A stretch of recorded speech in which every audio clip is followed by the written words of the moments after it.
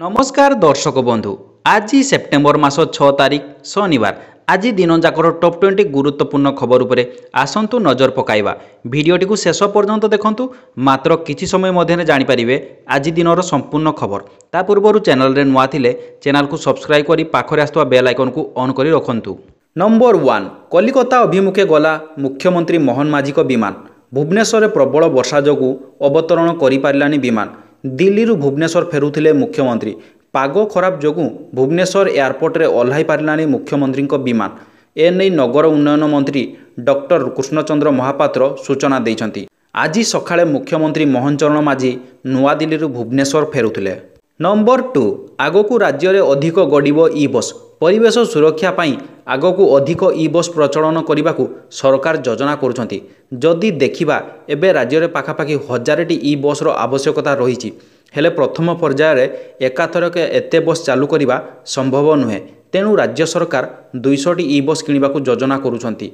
एहा सह प्रधानमंत्री नरेंद्र मोदी ओडिशा को 400टी ई बस प्रदान करिवे, जहा द्वारा मोट 600टी ई बस जनता सेवारे लागिबो। नंबर 3 बीडी छात्र छात्री खुशी खबर। 3 वर्ष रे नियुक्ति हेबे 45,000 रेगुलार शिक्षक। राज्य रे अभाव पड़िबेनी सार। राज्य स्तरीय गुरु दिवस अवसर में मुख्यमंत्री बड़ घोषणा करिसेंती। आगामी 3 वर्ष रे 45,000 शिक्षक पदवी पूरण करिवे राज्य सरकार।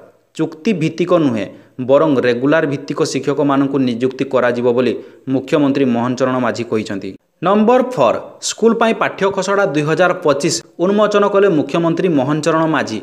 पढ़िबा गढ़िबा ओडिशा अभियान रो आरंभ हैला शुभारंभ। 2025 सेप्टेम्बर रु मार्च 2026 जाए यही अभियान चलिबो। पिलांकु मातृभाषा दक्ष करिबा एहार लक्ष्य। गोटिए बोर्ड रे चलिबो प्रथम रु द्वादश।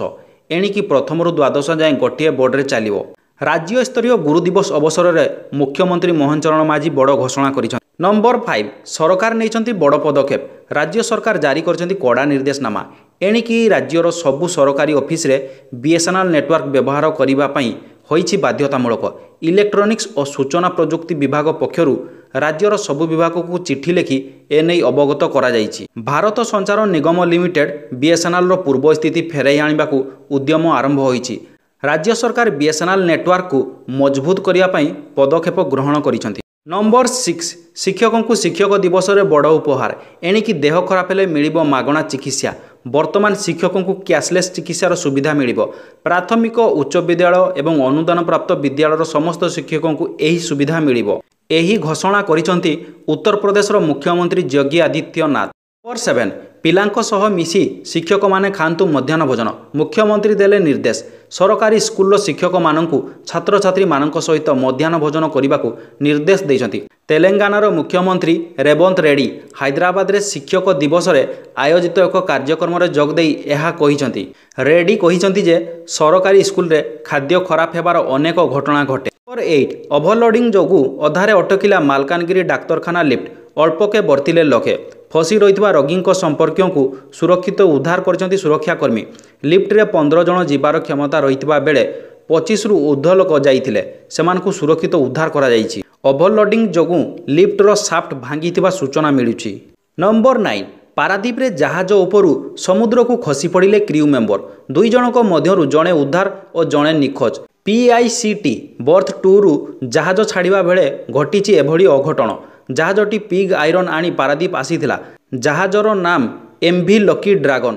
उद्धार करिबा पई पारादीप रो टग बोट नियोजित। सकाळ 6टा समय रे जहाज छाड़ुथबा समय रे एभଳି अघटन घटिछि।